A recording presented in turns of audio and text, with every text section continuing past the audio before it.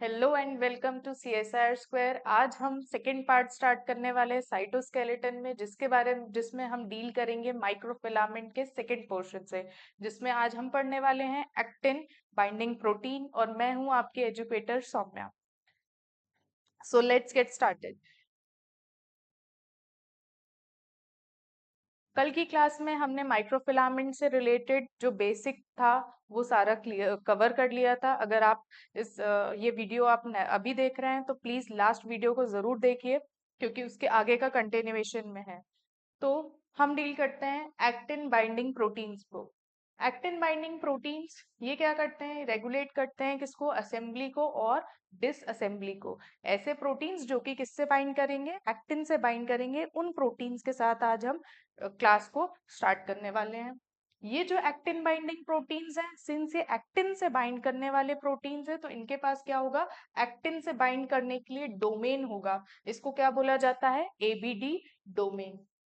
अब ये different type के फंक्शंस दिए हुए हैं, और उन फंक्शंस को परफॉर्म करने वाले कौन कौन से प्रोटीन्स हैं ये इनके बारे में दिया हुआ है। इनके रिप्रेजेंटेटिव प्रोटीन्स हैं। जैसे कि पहला फंक्शन है फिलामेंट का इनिशिएशन एंड पॉलीमराइजेशन। हमने लास्ट क्लास में एक्टिन पॉलीमराइजेशन के 3 फेजेस देखे थे, जिसमें न्यूक्लिएशन, इलोंगेशन और स्टेडी स्टेट था। आज हम इसी से रिलेटेड ये फिलामेंट का जो इनिशिएशन है, पॉलीमराइजेशन है, ये कौन करवा रहा है, ये प्रोटीन्स के बारे में हम स्टडी करेंगे। तो फिलामेंट इनिशिएशन और पॉलीमराइजेशन का काम कौन करता है? ARP23 and फॉर्मिन्स। ये क्या करते हैं? फिलामेंट का इनिशिएशन करेंगे और पॉलीमराइजेशन करेंगे। नेक्स्ट आता है फिलामेंट का स्टेबलाइजेशन, जो कि स्टेडी स्टेट में होता है। जब हमने कल 3 फेजेस पढ़े थे न्यूक्लिएशन के, एक्टिन पॉलीमराइजेशन के, तो उसमें थर्ड फेज कौन सा था? स्टेडी स्टेट, जिसमें फिलामेंट की लेंथ को स्टेबलाइज किया जा रहा था। इलोंगेट करने के बाद हम फिलामेंट की लेंथ को स्टेबलाइज करेंगे, और ये स्टेबलाइजेशन का काम यहाँ पे करता है नेब्यूलिन और ट्रोपोमायोसिन।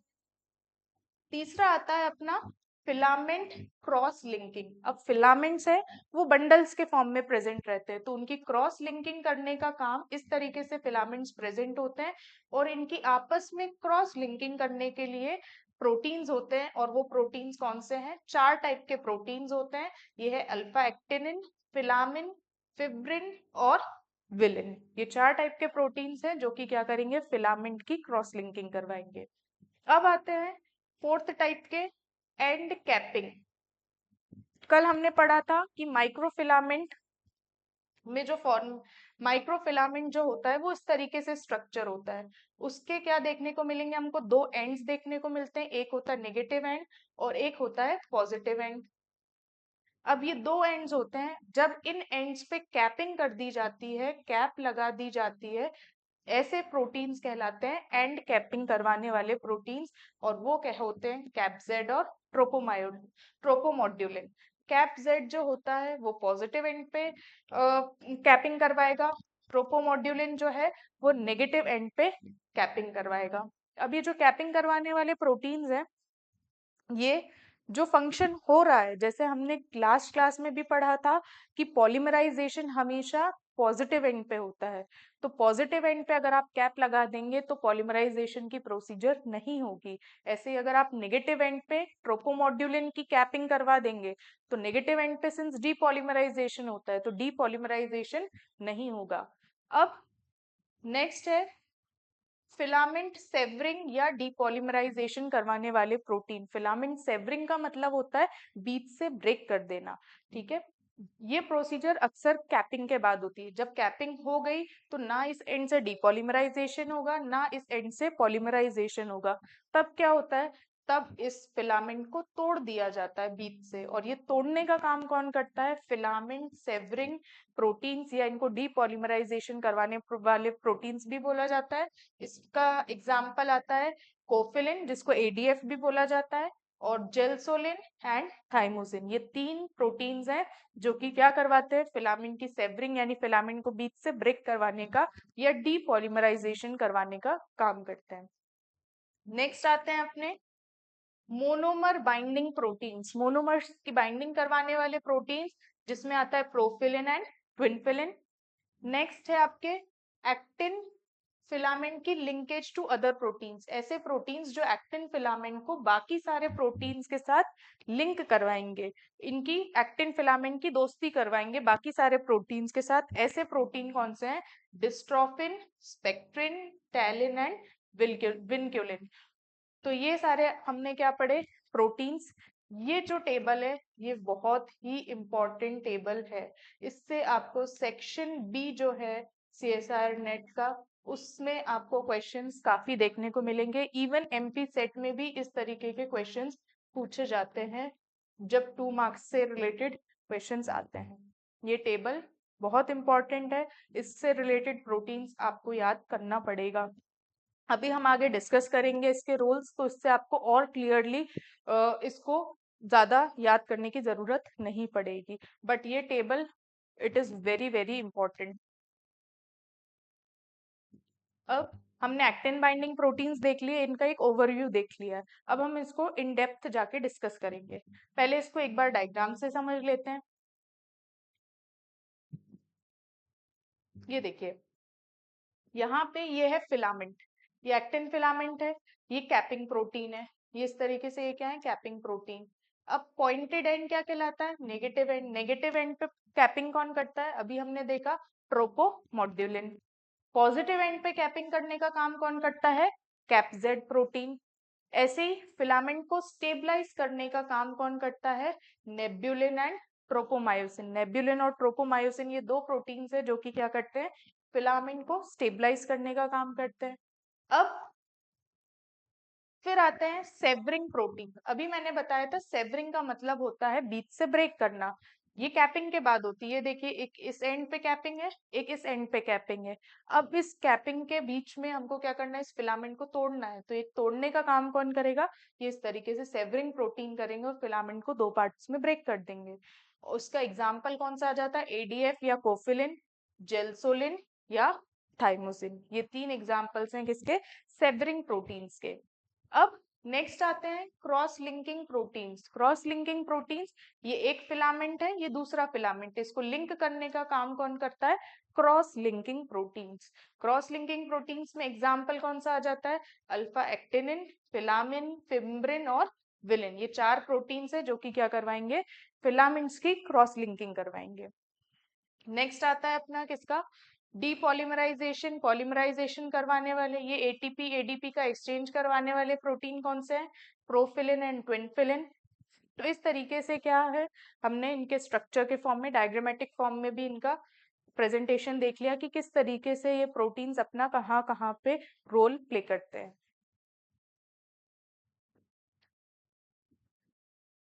नेक्स्ट आता है filament initiation and polymerisation protein. अब हमने सबसे पहला, इस टेबल में हमने सबसे पहले प्रोटीन कौन से पढ़े थे? फिर जो फिलामेंट का इनिशिएशन करवाएंगे और पॉलीमराइजेशन करवाएंगे, और इसमें कौन से थे? ARP23 and फॉर्मिन। ये दो प्रोटीन्स थे। तो अभी हम सबसे पहले इनके बारे में डिस्कस करेंगे। तो फिलामेंट का पॉलीमराइजेशन और इनिशिएशन और पॉलीमराइजेशन करवाने वाले दो प्रोटीन्स है, फॉर्मिन्स एंड ARP23 कॉम्प्लेक्स। अब फॉर्मिन प्रोटीन की बात करते हैं। तो फॉर्मिन प्रोटीन के पास क्या होता है? एक्चुअली दो डोमेन्स होते हैं। दो डोमेन्स हैं, इंपॉर्टेंटली दो डोमेन है होते हैं, जिसका नाम है FH1 और FH2। FH1 जो डोमेन होता है वो फॉर्मिन FH1 का फुल फॉर्म है फॉर्मिन होमोलॉजी 1। फॉर्मिन होमोलॉजी 1 डोमेन जो होता है वो क्या होता है? प्रोलीन रेसिड्यूज में रिच होता है। तो ये जो है, ये क्या है? FH1 डोमेन किसका? फॉर्मिन का। ये पूरा फॉर्मिन का स्ट्रक्चर है, ये फॉर्मिन का स्ट्रक्चर है। इसके पास मेजरली अगर हम बात करें तो दो डोमेन्स होते हैं, ये FH1 डोमेन और एक होता है FH2 डोमेन। सबसे पहले हम FH1 के बारे में बात कर रहे हैं। FH1 जो डोमेन है, इसको, ये किसमें रिच होता है? प्रोलीन रेसिड्यूज में क्या होता है? रिच होता है। तो प्रोलीन रेसिड्यूज में रिच होता है। फिर इसका फंक्शन क्या है? ये किसकी तरह एक्ट करता है? Binding site for profilin. Profilin नाम का प्रोटीन, मैं यहाँ पे आपको एक शॉर्ट में बता देती हूँ इसके बारे में। इसका एक जो मेजर फंक्शन है प्रोफिलिन का, इसका ये फंक्शन होता है कि ये ADP को ATP में कन्वर्ट करने का काम करता है। ये इसका इंपॉर्टेंट फंक्शन होता है। तो ये किसकी बाइंडिंग साइट की तरह काम करता है? प्रोफिलिन एटीपी जी एक्टिन कॉम्प्लेक्स का, और local concentration of actin monomers बढ़ जाता है। सिंपली कुछ नहीं है, फॉर्मिन प्रोटीन है, इसके दो डोमेन्स हो गए FH1 और FH2। जो FH1 डोमेन है वो प्रोलीन रेसिड्यूज में रिच है, और ये किसकी तरह एक्ट करता है, लैंडिंग साइट की तरह। जैसे और ये लैंडिंग किसकी करवाता है, एरोप्लेन की लैंडिंग नहीं करवाएगा, ये किसकी लैंडिंग करवाता है, ये करवाता है जी एक्टिन के मोनोमर्स, क्योंकि हमको क्या करना है, इनिशिएशन या पॉलीमराइजेशन करना है किसका, फिलामेंट्स का। हमको बड़ी सी चेन बनानी है फिलामेंट की, तो उसके लिए हमको सबसे पहले क्या चाहिए होंगे, मोनोमर्स चाहिए होंगे। मोनोमर्स चाहिए तो मोनोमर्स किस तरीके से होंगे, प्रोफिलिन एटीपी जी एक्टिन। जो जी एक्टिन है वो किस फॉर्म में होगा, एटीपी बाउंड फॉर्म में होगा। और ये एटीपी की बाइंडिंग कौन करवाता है, या एटीपी फॉर्म में जी एक्टिन को कौन रखता है, वो होता है प्रोफिलिन प्रोटीन। इसलिए हमने इस कॉम्प्लेक्स को क्या बोल दिया, profilin ATP, profilin G actin, ATP G actin complex बोल दिया, क्योंकि यहाँ पे एटीपी फॉर्म में जी एक्टिन को कौन रख रहा है, प्रोफिलिन नाम का प्रोटीन। फिर यहाँ पे मोनोमर्स की क्या हो गई, लैंडिंग हो गई FH1 डोमेन पे। अब क्या होता है, अभी लैंडिंग हो गई, हमको तो फिलामेंट बनाना है। अब FH2 डोमेन की बारी आती है। ये जो मोनोमर्स है ना, इनको इस तरफ ट्रांसफर कर दिया जाता है, इनको शिफ्ट कर दिया जाता है किस डोमेन पे, FH2 डोमेन पे। FH2 डोमेन पे इस तरीके से मोनोमर्स यहाँ पे आते जा रहे हैं एटीपी फॉर्म में जी एक्टिन के, और यहाँ पे ये क्या हो रहा है, इनकी शिफ्टिंग करवा करवा के इस तरीके से एक लंबी सी चेन बना दी गई है। ये जो FH2 डोमेन, इसमें एक और चीज ध्यान रखनी है कि जो FH2 डोमेन है ये किससे जुड़ा हुआ होता है, जो चेन बन रही है, ये चेन पॉजिटिव एंड जो है चेन का, वो किससे जुड़ा हुआ होता है, FH2 डोमेन से। तो यह है FH2 डोमेन के बारे में। अब एक बार थ्योरी के थ्रू देखते हैं FH2 डोमेन। FH2 डोमेन क्या होता है, डायरेक्टली इन्वॉल्व होता है एक्टिन के फॉर्मेशन में। ये दो एक्टिन मोनोमर से पहले बाइंड करता है, फिर इनिशिएट करता है फिलामेंट का फॉर्मेशन। ये क्या करवाएगा, यहाँ पे ही क्या होगा, फिलामेंट का फॉर्मेशन, क्योंकि जो FH1 डोमेन पे जो था, वहां पे तो क्या हो रही थी, मोनोमर्स की लैंडिंग हो रही थी। मोनोमर्स जैसे ही लैंड हुए, उनको भेज दिया गया किसके पास, FH2 डोमेन के पास, कि वहां जाओ और वहां पे क्या बनाओ, अपना फिलामेंट बनाओ। तो यहाँ पे फिलामेंट का फॉर्मेशन होता है, और जो फिलामेंट के दो एंड होते हैं, ये हमने पढ़ा है लास्ट क्लास में, कि जो फिलामेंट है उसकी दो एंड्स है, एक पॉजिटिव एंड है और एक नेगेटिव एंड है। जो तो पॉजिटिव एंड है वो किससे अटैच्ड होता है, ग्रोइंग फिलामेंट से, या FH2 डोमेन से अटैच्ड होता है। अब ये इसकी समरी है, ये हमने ये पूरी जो प्रोसीजर है वो देखी कि किस तरीके से लैंडिंग हो रही है। यहाँ पे FH1 डोमेन पे क्या हुआ, लैंडिंग हुई हुई मोनोमर्स की। FH2 डोमेन पे क्या हुआ, यहाँ पे फिलामेंट का फॉर्मेशन हो रहा है। और ये किस तरह अटैच्ड है, ये पॉजिटिव एंड जो है फिलामेंट का, वो इस FH2 डोमेन से अटैच होता है, और इस तरीके से फिलामेंट ग्रो करता है। और ये जो है इतना पोर्शन, ये इसकी समरी है, ये इसका समराइज्ड फॉर्म है कि किस तरीके से प्रोसीजर चला। सबसे पहले FH1 डोमेन की बात करें तो ये क्या कर रहा है, रिक्रूट कर रहा है प्रोफिलिन एक्टिन को, यानी प्रोफिलिन जिसने क्या करा था, एक्टिन को GTP बाउंड कंडीशन में रखा था, ATP बाउंड कंडीशन में रखा था, उसको रिक्रूट कर रहा है कौन, लैंडिंग करवा रहा है कौन, H1 डोमेन। फिर FH2 डोमेन की बात करें, ये न्यूक्लिएट भी करता है और इलोंगेशन भी करता है किसका, फिलामेंट का। फिर ग्रोथ होती है, और किस तरह, पॉजिटिव एंड पे FH2 डोमेन अटैच होता है। प्लस एक और चीज इसमें ध्यान रखने वाली है कि फॉर्मिन प्रोसेसिविटी शो करता है। ये ग्रोथ हो रही है जब, तो ऐसे छोड़ता नहीं है, ये अटैच्ड ही रहता है ग्रोइंग फिलामेंट के साथ। तो इस तरीके से हमने फॉर्मिन्स के बारे में पढ़ा। फॉर्मिन जो प्रोटीन होते हैं वो न्यूक्लिएशन और पॉलीमराइजेशन का काम करते हैं। उसके दो डोमेन्स थे, FH1 डोमेन और FH2 डोमेन। FH1 डोमेन जो था वो प्रोलीन में रिच था, और लैंडिंग करवा रहा था एक्टिन मोनोमर्स की। और एक्टिन मोनोमर्स किस फॉर्म में थे, ATP फॉर्म में थे। और ATP का फॉर्म किसने कन्वर्ट किया था, प्रोफिलिन नाम का प्रोटीन था जिसने जी एक्टिन को ATP फॉर्म में मेंटेन रखा था। फिर नेक्स्ट हमने जैसे ही मोनोमर्स आए तो हमने FH2 डोमेन पे उसको शिफ्ट करवा के उस चेन का इलोंगेशन करवा दिया। तो ये था इसका मैकेनिज्म। अब इसमें एक और चीज आती है, फॉर्मिन में हमने मेजरली 2 डोमेन्स पढ़ लिए और किस तरीके से ये आ रहे हैं और किस तरीके से फिलामेंट का फॉर्मेशन हो रहा है ये हमने देख लिया। पर कोई भी प्रोटीन ऐसे ही ऑटोमेटिकली हमेशा एक्टिव नहीं रहता है, इसको हमको एक्टिवेट करना रहता है। और हमेशा आप एक चीज ध्यान रखिएगा कि कोई भी प्रोटीन, कोई भी चीज जो है वो हमेशा उसके ट्राइफॉस्फेट फॉर्म में ही एक्टिव होती है। या तो जब उससे एटीपी जुड़ा रहेगा तब, या जीटीपी जुड़ा रहेगा तब। ट्राइफॉस्फेट फॉर्म में ही क्या होता है, वो एक्टिव होता है। इनएक्टिव किस फॉर्म में देखने को मिलता है, एडीपी, जीडीपी, इस तरीके से जो डाइफॉस्फेट फॉर्म होते हैं वो कैसे होते हैं, इनएक्टिव फॉर्म्स होते हैं। तो अब क्या करना है हमको, इसका एक और डोमेन पढ़ना है। इसके पास क्या होता है, हमने बोला कि फॉर्मिन ऐसे ही एक्टिवेट नहीं होगा, हमको क्या करना है, उसको एक्टिवेट करना है। तो एक्टिवेशन करवाने के लिए फॉर्मिन के पास एक डोमेन होता है, उसका नाम क्या है, आरबीडी डोमेन। ये 2 डोमेन तो ऑलरेडी थे जो हमने पढ़ लिए। अब हमको पढ़ना है किसके बारे में, आरबीडी डोमेन। आरबीडी डोमेन होता है इसके पास, फॉर्मिन के पास। ये किससे रिलेटेड होता है, एक्टिवेशन करवाने का काम करेगा। ये देखिए, एक्टिवेशन करवाना है। ये आरबीडी का मतलब होता है रो बाइंडिंग डोमेन। आरबीडी का फुल फॉर्म है रो बाइंडिंग डोमेन।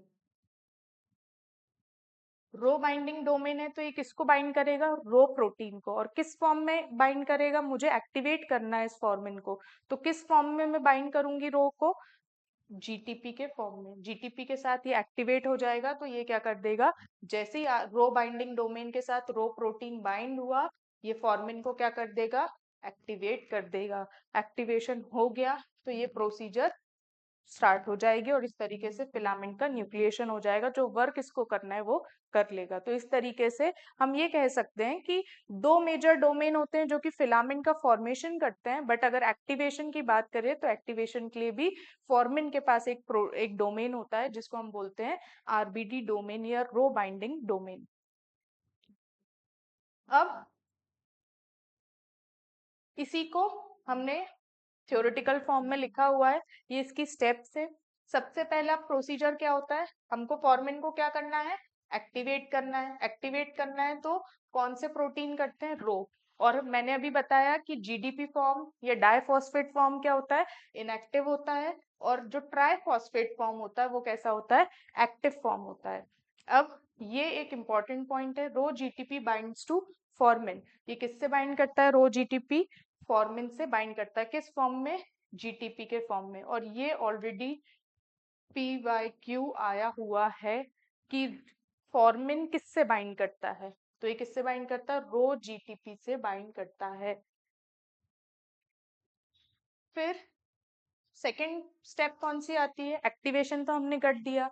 अब क्या करना है हमको, रो को एक्टिवेट कर दिया हमने। सबसे पहले क्या करा, रो प्रोटीन को जीटीपी लगा के इसको एक्टिवेट किया पहले। अब हम क्या करेंगे, इसको बाइंड करवाएंगे किसके साथ, आरबीडी डोमेन यानी रो बाइंडिंग डोमेन के साथ इस रो को बाइंड करवाएंगे। ये RBD interaction, formin contains a rho binding domain. Formin के पास रो बाइंडिंग डोमेन होता है। जब रो जीटीपी बाइंड करता है इस आरबीडी से, इनएक्टिव फॉर्मिन एक्टिव हो जाएगा और कंफर्मेशनल चेंज हो जाएंगे। और क्या हो जाता है, FH2 डोमेन इस प्रोसीजर में एक्सपोज हो जाता है। जहां पे अपने को फिलामेंट का फॉर्मेशन करना है वो एक्सपोज हो जाता है। जैसे ये रो जीटीपी किससे बाइंड हुआ, आरबीडी डोमेन से। इस तरीके से रो जीटीपी आरबीडी डोमेन से बाइंड हुआ, ये फॉर्मिन का ही पार्ट है।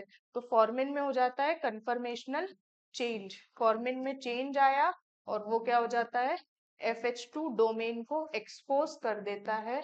और इस तरीके से हम क्या बोलते हैं कि फॉर्मिन क्या हो गया, एक्टिवेट हो गया। अब फॉर्मिन एक्टिवेट हो गया तो क्या होगा, फिलामेंट का फॉर्मेशन वाली स्टेप्स होगी, जिसको अब हम आगे देखते हैं। तीसरी स्टेप क्या आ रही है, तीसरी स्टेप है रिक्रूटमेंट ऑफ एक्टिन मोनोमर्स। अब क्या होंगे, हमने फॉर्मिन को तो एक्टिवेट कर दिया, अब फॉर्मिन का क्या काम है, फिलामेंट का फॉर्मेशन करना, पॉलीमराइजेशन करने का काम है। पॉलीमराइजेशन के लिए हमको किसकी जरूरत पड़ेगी? मोनोमर की जरूरत पड़ेगी। मोनोमर से ही हम पॉलीमर बनाएंगे और इसी प्रोसीजर को हम क्या बोलते हैं? पॉलीमराइजेशन। रिक्रूटमेंट होगा एक्टिन मोनोमर्स का। ये FH1 डोमेन पे क्या होगा? लैंडिंग साइट है। लैंडिंग हो जाएगी किसकी? प्रोफिलिन ATP G एक्टिन कॉम्प्लेक्स की बाइंड लैंडिंग हो जाएगी। फिर क्या होगा? न्यूक्लिएशन होगा एक्टिन फिलामेंट का। ये कहाँ पे हम क्या कर देंगे? FH2 डोमेन पे ये जो आ रहे हैं मोनोमर्स, इनको हम FH2 डोमेन पे शिफ्ट कर देंगे और क्या हो जाएगा? नया फिलामेंट का फॉर्मेशन हो जाएगा। और यही स्टेप क्या कहलाती है? Nucleation step. इसलिए हम इसको क्या बोलते हैं? Actin nucleating proteins. अब इलोंगेशन हो गया। इलोंगेशन में ये किस तरफ अटैच होते हैं? Positive end of filament FH2 से अटैच्ड होता है। जब काम हो जाएगा तो ये प्रोफिलिन जो है वो क्या हो जाता है? रिलीज हो जाता है, पर FH2 अभी भी अटैच्ड होता है। और इस तरीके से हमको क्या देखने को मिलती है? ग्रोथ देखने को मिलती है। तो इस तरीके से हमने फॉर्मेंस के थ्रू क्या करा? फिलामेंट का किस तरीके से फॉर्मेशन होता है, कैसे पॉलीमराइजेशन होता है। फॉर्मेंस के पास 3 डोमेन जो है, RBD domain, FH1 domain, FH2 domain, इसके बारे में हमने पढ़ा। कैसे हम इनको एक्टिवेट करेंगे, कैसे पूरी प्रोसीजर होगी, इसको हमने अभी स्टडी किया। अब हम बात करते हैं, नेक्स्ट प्रोटीन आता है अपना ARP23 कॉम्प्लेक्स।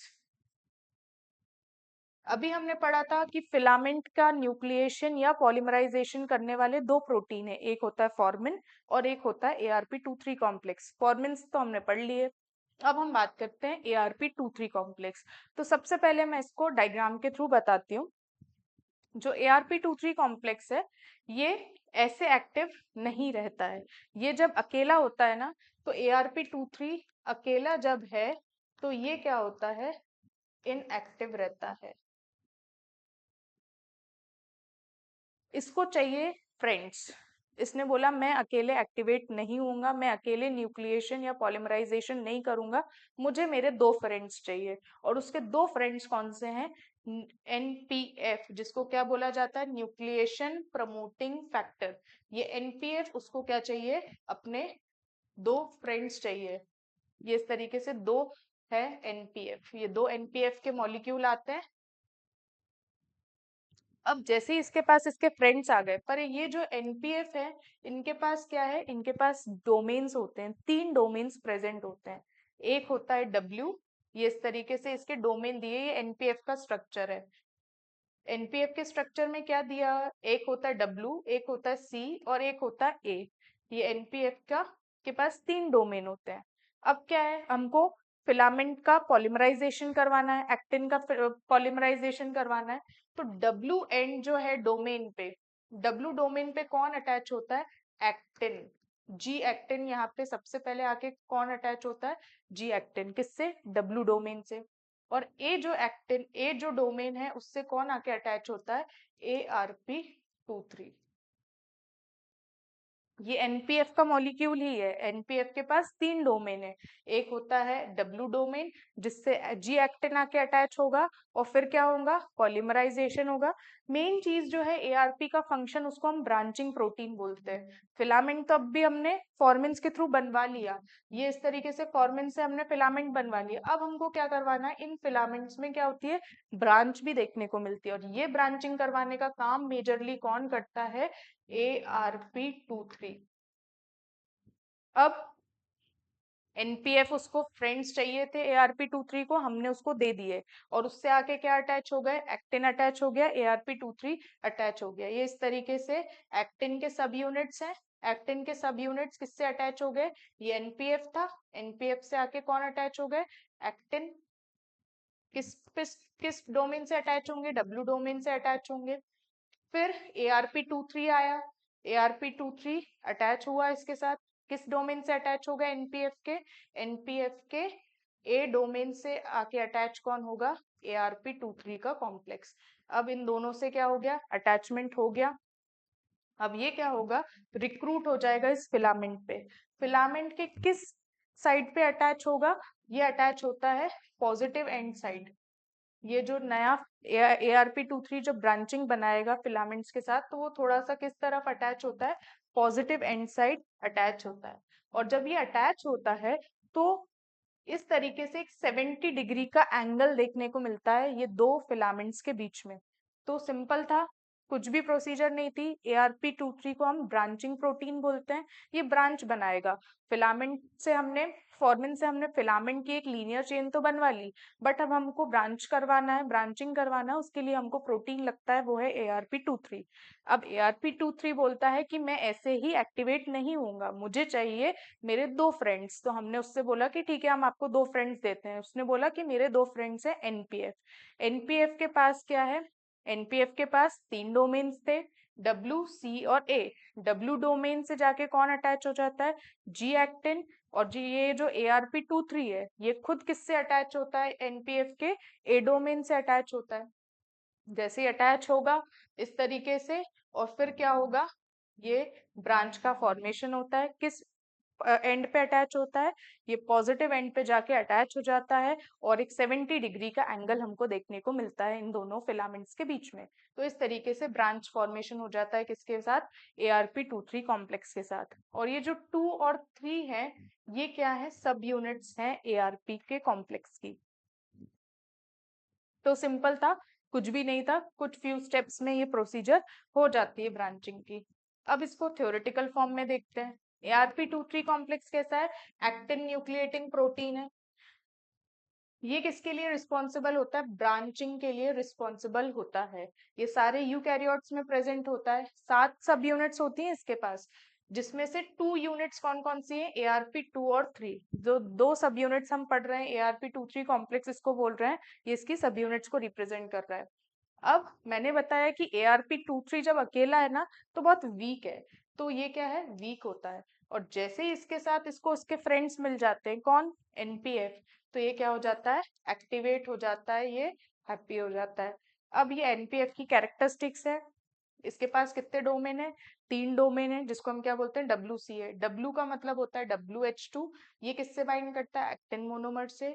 C कहलाता है कनेक्टर। कनेक्टर क्या करता है, जे जितने भी कंपोनेंट्स हैं उनको लिंक करने का काम करता है। अब A कहलाता है, A फॉर होता है एसिडिक। एसिडिक डोमेन क्या करता है, ARP23 से बाइंड करता है। तो इस तरीके से ये ARP23 के बारे में था। यही जो स्टेप्स मैंने अभी आपको डायग्राम के थ्रू बताई है उसी का रिप्रेजेंटेशन है फ्लो चार्ट के फॉर्म में। कुछ नहीं था, सबसे पहले ARP23 अकेला है तो कैसा है, इनएक्टिव है। तो ये क्या है, ARP23 अकेला है तो क्या है, अभी इनएक्टिव है।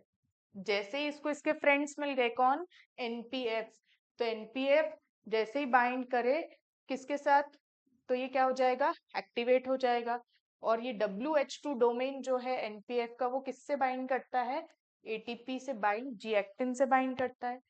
फिर जो कनेक्टर और एसिडिक डोमेन है, ये A डोमेन से स्पेसिफिकली कौन बाइंड करता है, ARP23 कॉम्प्लेक्स। ये आके बाइंड करेगा, कन्फर्मेशनल चेंज हो जाता है, और उससे क्या बन जाता है, न्यूक्लिएशन कोर। और फिर क्या होगा, अटैचमेंट हो जाएगा, ब्रांच का फॉर्मेशन हो जाएगा, और एंगल कितना बनता है, 70 डिग्री का एंगल बनता है। और इलोंगेशन कहाँ से होगा, पॉजिटिव एंड से इलोंगेशन होता है। तो इस तरीके से हमने ARP23 के बारे में देखा कि कैसे किस तरीके से ये ब्रांचिंग प्रोटीन है और ये ब्रांच का फॉर्मेशन किस तरीके से करवाता है। अब ये दो प्रोटीन्स हमने पढ़ लिए। अब आते हैं next protein, next third type के प्रोटीन थे। प्रोटीन है जो कि क्या है, प्रोफिलिन। प्रोफिलिन के बारे में अभी मैंने आपको फॉर्मेंस वाली स्लाइड में बताया था कि प्रोफिलिन ऐसा प्रोटीन है जो कि क्या करता है, ADP को ATP में कन्वर्ट करने का काम करता है। ये क्या करता है, ADP को डाइफॉस्फेट को ट्राइफॉस्फेट में कन्वर्ट करने का काम करता है। ये किससे बाइंड करेगा, G एक्टिन से, क्योंकि हमको ADP से ATP में किसको कन्वर्ट करना है, G एक्टिन को, इसलिए इससे जाके बाइंड करता है। फिर किसकी तरह एक्ट करता है, एडेनिन एक्सचेंज फैक्टर। ये किसको एक्सचेंज करवा रहा है, एडेनिन डाइफॉस्फेट को एडेनिन ट्राइफॉस्फेट में, इसलिए हमने इसको क्या बोला, एडेनिन एक्सचेंज फैक्टर।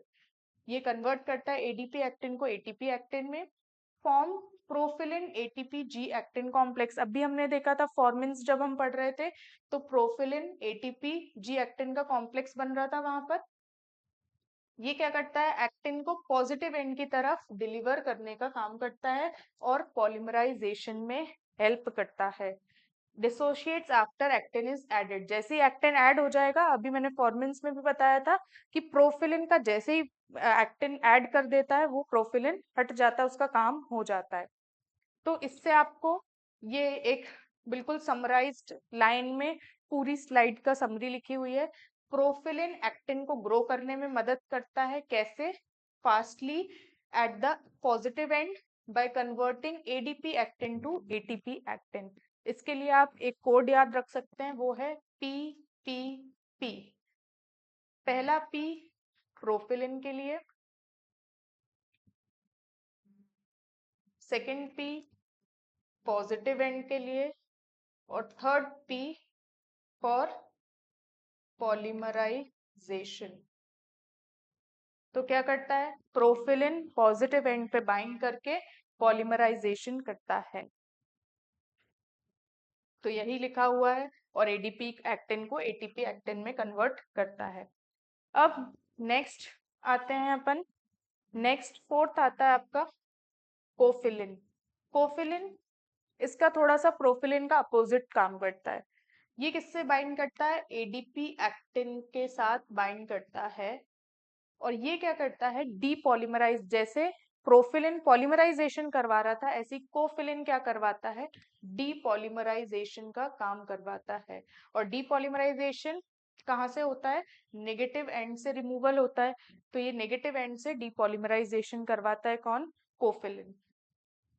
और ये कैसे करवाता है, एक्टिन एक्टिन के बीच का जो इंटरेक्शन है उसको कमजोर करके एक्टिन्स का क्या करवा देता है, रिमूवल करवा देता है फ्रॉम नेगेटिव या माइनस एंड से डीपॉलीमराइजेशन करवाता है। ये भी इसकी समरी लिखी हुई है स्लाइड की, कि कोफिलिन एडीपी एक्टिन फिलामेंट से बाइंड करेगा। बाइंड किससे करता है, हमेशा ये ध्यान रखना है कि एडीपी एक्टिन फिलामेंट से बाइंड करता है, और प्रमोट करता है उसकी डिसअसेंबली को बाय सेवरिंग एंड डीपॉलीमराइजेशन। ये किसमें मदद करता है, सेवरिंग में और डीपॉलीमराइजेशन में। अभी हमने जो फर्स्ट स्लाइड में टेबल बताया था मैंने, उसमें मैंने यही बताया था कि डीपॉलीमराइजेशन और सेवरिंग करने वाले प्रोटीन में कोफिलिन और थाइमोसिन थे, तो कोफिलिन इसका एग्जाम्पल है। अब नेक्स्ट आता है थाइमोसिन। थाइमोसिन की बात करें तो थाइमोसिन कैसा है, ये एक्टिन, ये काइंड ऑफ जो पॉलीमराइजेशन है उसको इनडायरेक्टली रोकता है। ये क्या करता है, एटीपी जी एक्टिन से मोनोमर से बाइंड करता है, थाइमोसिन जी एक्टिन कॉम्प्लेक्स बनाता है। ये रिजर्वायर की तरह काम करता है, स्टोरेज करता है किसका, एक्टिन का।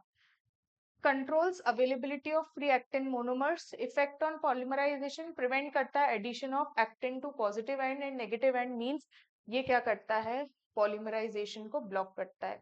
कैसे करता है, जब भी क्या होता है, ये G actin ATP bound condition में है और बहुत ज्यादा है, यानी जब इनका कंसंट्रेशन क्या है, बहुत ज्यादा, ये मोनोमर्स हैं, इन मोनोमर्स का कंसंट्रेशन अगर बहुत ज्यादा देखने को मिल रहा है, तो ये क्या करता है, इनको छुपा लेता है, सीक्वेस्टर कर लेता है। और अगर इसका कंसंट्रेशन कम हो जाए, ये जी एक्टिन, ये पहली कंडीशन थी।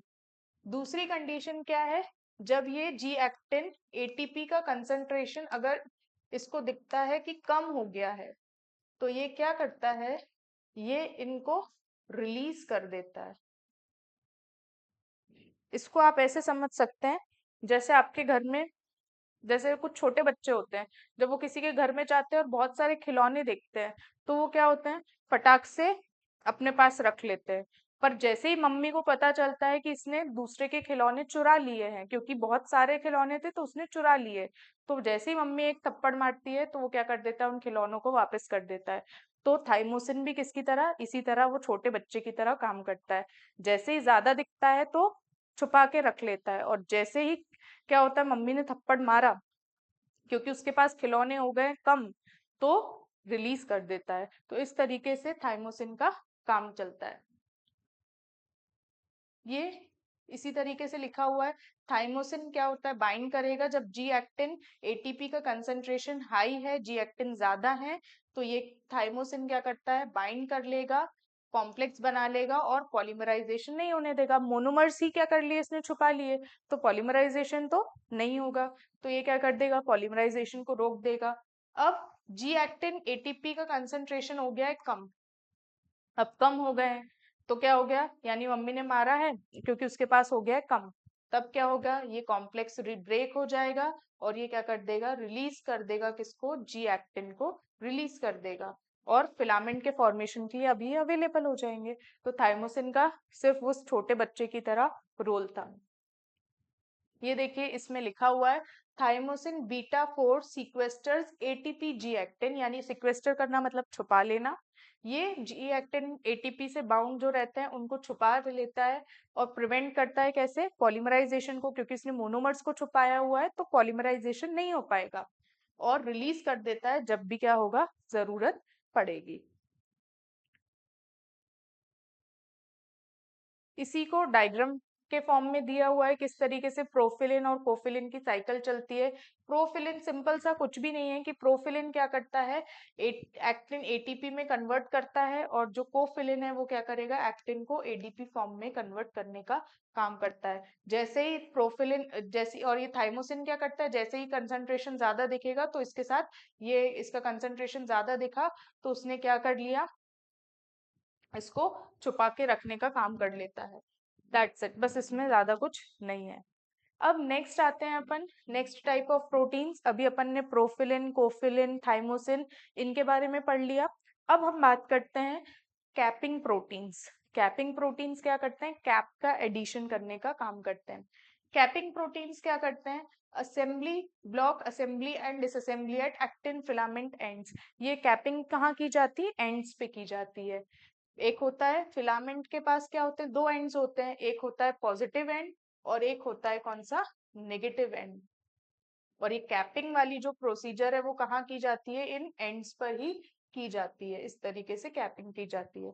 ये कैपिंग क्यों की जाती है, क्योंकि अगर आप कैपिंग नहीं करोगे तो एक्टिन फिलामेंट्स क्या होंगे, कंटिन्यूसली ग्रो होते रहेंगे या रिमूवल होता रहेगा, असेंबली डिसअसेंबली की प्रोसीजर चलती ही रहेगी। पर हमको कहीं ना कहीं इस लेंथ को रोकना भी तो है, स्टेबलाइज भी तो करना है, तो उसके लिए हम क्या करते हैं, कैपिंग की जाती है। सबसे पहले अगर हम बात करते हैं कैप जेड की, ये कैपिंग करवाने के लिए दो प्रोटीन्स होते हैं, एक होता है कैपजेड और एक होता है ट्रोपोमोड्यूलिन। कैपजेड क्या करता है, कैपजेड पॉजिटिव एंड पे बाइंड करता है। ये किस तरफ बाइंड करेगा, पॉजिटिव एंड पे बाइंड करता है। ये इस तरीके से ये कैपिंग हो गई है, ये इस तरीके से हमने कैपिंग कर दी है किस तरफ, पॉजिटिव एंड के साइड। अब एडिशन को स्टॉप कर देता है पॉजिटिव एंड पे। अभी और पॉजिटिव एंड पे हमेशा ये चीज ध्यान रखनी है कि पॉजिटिव एंड पे क्या देखने को मिलेगा, पॉलीमराइजेशन। पॉजिटिव एंड पे क्या होता है, पॉलीमराइजेशन होता है। और नेगेटिव एंड पे हमेशा क्या होता है, डीपॉलीमराइजेशन। अब मैंने क्या करा, ये पॉजिटिव एंड था, यहाँ पे मैंने कैप लगा दी, कैप लगा दी।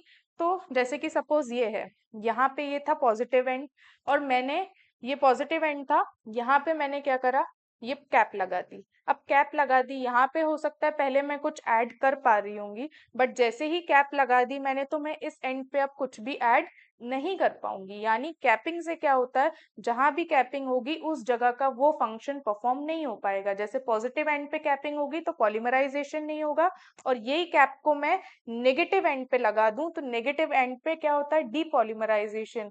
और अब ये डीपॉलीमराइजेशन नेगेटिव एंड पे नहीं हो पाएगा।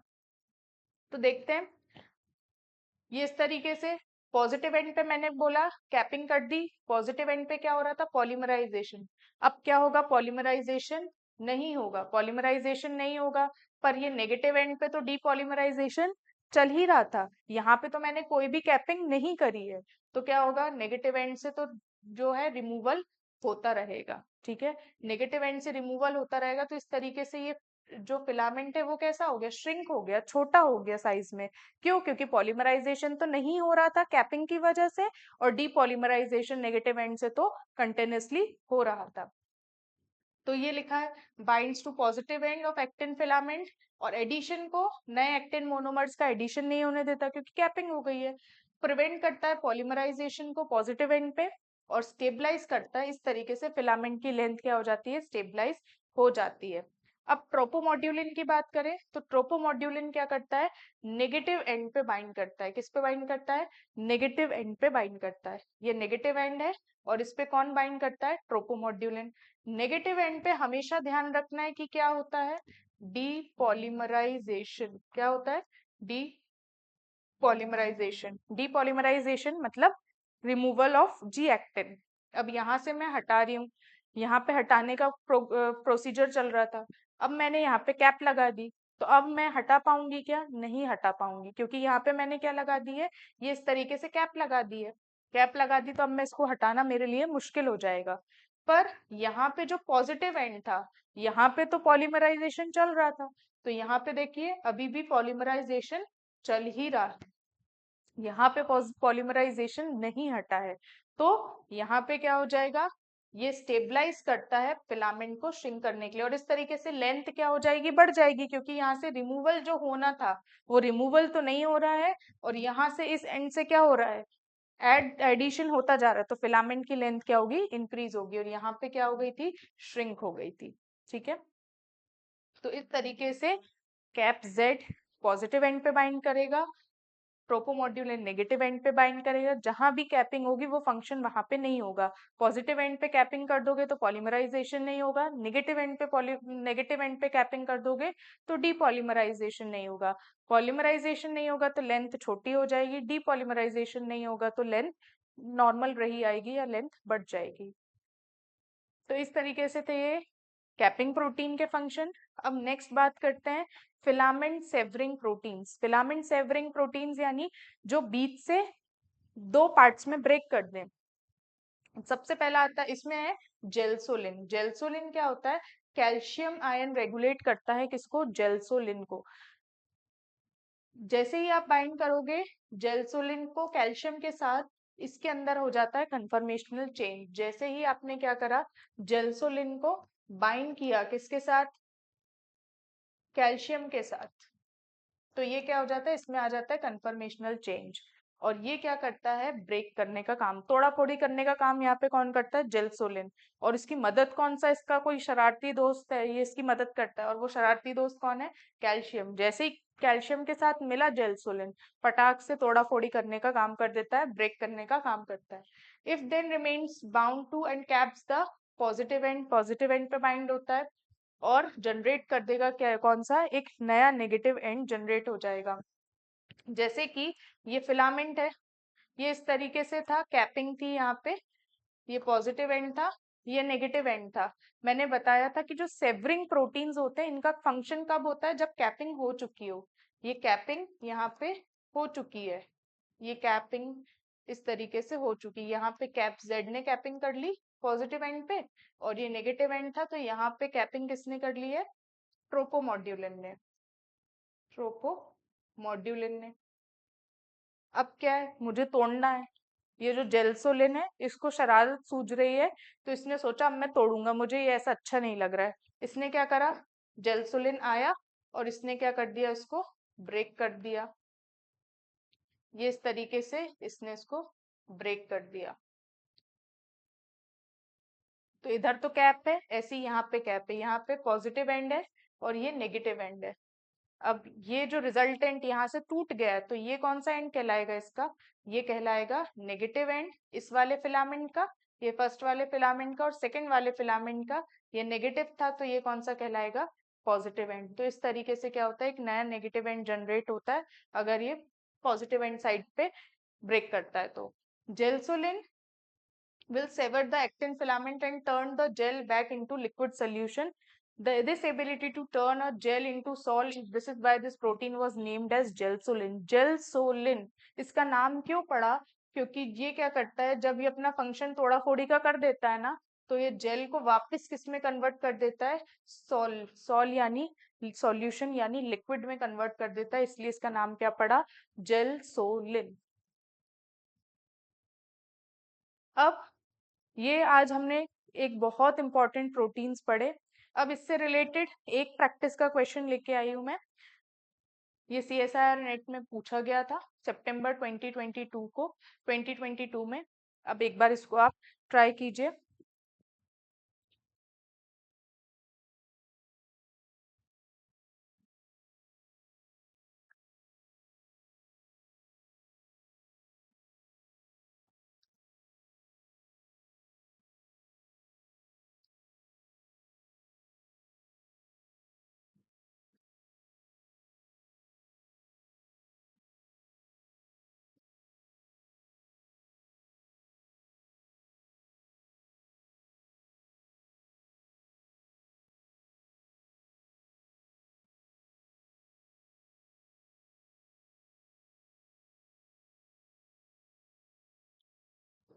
चलिए अब हम इसको सॉल्व करके देखते हैं कि इस तरीके से हम इसको सॉल्व करेंगे। पहले क्या क्वेश्चन दिया है, the actin binding proteins regulate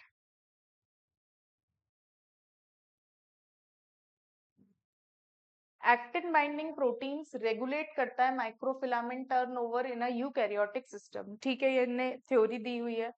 match the actin binding protein, यहाँ पे हमको मैच करना है किसको, एक्टिन बाइंडिंग प्रोटीन को, जो कि फर्स्ट कॉलम में दिया है। कॉलम 1 में हमको ये प्रोटीन्स दिए हुए हैं, इसको हमको मैच करना है किसके साथ, उसके फंक्शंस के साथ, जो कि हमको इसके फंक्शंस दिए हैं किस कॉलम में, सेकंड कॉलम में। अब करेक्ट कॉम्बिनेशन देखना है। सबसे पहले अगर हम बात करें कोफिलिन की, कोफिलिन की बात करते हैं तो कोफिलिन क्या करता है, कोफिलिन के बारे में हमने देखा था, यहाँ पे पढ़ते हैं। तो कोफिलिन क्या करता है, binds ADP G actin and catalyse the exchange of ADP for ATP. नहीं, ऐसा नहीं होता है, एडीपी से एटीपी में कन्वर्जन करने का काम कोफिलिन नहीं करता है। नेक्स्ट क्या दिया है, binds preferentially to filament containing ADP actin. हाँ, ऐसा है। अभी हमने अपना जो स्लाइड्स देखी उसमें ये मैंने लाइन लिखी थी कि ये किससे बाइंड करता है, कोफिलिन एडीपी एक्टिन से। तो यहाँ पे मैं इसको मैच कर दूंगी किसके साथ, सेकंड वाले ऑप्शन के साथ। ए का कौन सा ऑप्शन है, 2, सिंस ए का ऑप्शन दो जगह दिया है 2, इधर भी और इधर भी। अब नेक्स्ट मूव करते हैं बी ऑप्शन की तरफ। बी में क्या दिया है, प्रोफिलिन। और अब भी मैंने फर्स्ट वाले उसमें पढ़ा था कि ये क्या लिखा है, ये एडीपी जी एक्टिन से बाइंड करता है और एक्सचेंज करवाता है किसका, एडीपी का एटीपी में। तो ये एडीपी से एटीपी में कन्वर्जन कौन करवाता है, प्रोफिलिन। तो प्रोफिलिन बी का क्या हो गया, फर्स्ट।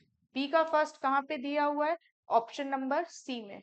तो सिंस सिर्फ दो ऑप्शन, मैच द फॉलोइंग, ऐसे क्वेश्चंस होते हैं जहां पे अगर आपको एक या दो भी पता हो तो उसके थ्रू आप क्या लगा सकते हैं, पूरा का पूरा एक 4 नंबर का क्वेश्चन सॉल्व कर सकते हैं। यहाँ पे मुझे सिर्फ प्रोफिलिन और कोफिलिन का भी अगर फंक्शन पता था तो उससे मैं क्या कर सकती थी, इस पूरे आंसर को निकाल सकती थी। और इसका आंसर क्या हो जाएगा, थर्ड, क्योंकि यहाँ पे क्या हुआ है, ये दोनों मैच हो गए। अब नेक्स्ट भी देख लेते हैं, थाइमोसिन की बात करें तो थाइमोसिन के बारे में क्या लिखा है, third option, assemble unbranched filament. Unbranched filament को असेंबल करने का काम कौन करेगा, ये तो कौन करेगा, फॉर्मिन करेगा। नेक्स्ट है binds to ATG actin and inhibits addition of actin subunits to filament. हाँ, हमने अभी यही देखा था कि थाइमोसिन क्या करता है, एक्टिन के फिलामेंट के एडिशन को क्या करता है, रोकता है, ब्लॉक्स पॉलीमराइजेशन, ये लिखवाया था मैंने। तो इस तरीके से इसका आंसर सी का 4th हो जाएगा और डी का 3 हो जाएगा। ये देखो इस तरीके से ये लिखा हुआ है, ये मैंने लिखवाया था। ये थाइमिन, ये थाइमोसिन के बारे में ये लिखवाया था कि पॉलीमराइजेशन को ब्लॉक करता है, एज इट इज ऐसा ही क्वेश्चन आया हुआ है। फिर ये लिखवाया था मैंने, कोफिलिन क्या करता है, binds to ADP G actin in filaments, इससे भी एज इट इज क्वेश्चन आया हुआ है। अभी मैंने आपको एक क्वेश्चन सैंपल के फॉर्म में दिखाया। तो इस तरीके से ये जो प्रोटीन्स और जो आज हमने क्लास में पढ़ा ये लास्ट था। ये क्लास माइक्रोफिलामेंट वाला पोर्शन कंप्लीट होता है। माइक्रोफिलामेंट में कल हमने उसका साइटोस्केलेटन के पूरे बेसिक्स लास्ट क्लास में पार्ट 1 में कवर कर लिए थे। माइक्रोफिलामेंट के बारे में पूरा हमने जो बेसिक्स वाला पोर्शन था वो डील कर लिया था, कैसे पॉलीमराइजेशन की प्रोसीजर हो रही थी वो डील कर ली थी। अब उन सारी प्रोसीजर में जो प्रोटीन्स के रोल थे उसको हमने आज पढ़ा है। आज की क्लास में हमने 7-8 टाइप के प्रोटीन्स पढ़े हैं जिनका एक बहुत ही इंपॉर्टेंट रोल होता है माइक्रोफिलामेंट्स में। तो इसके साथ thank you so much for joining us, and do like, share and subscribe for more such videos. Thank you.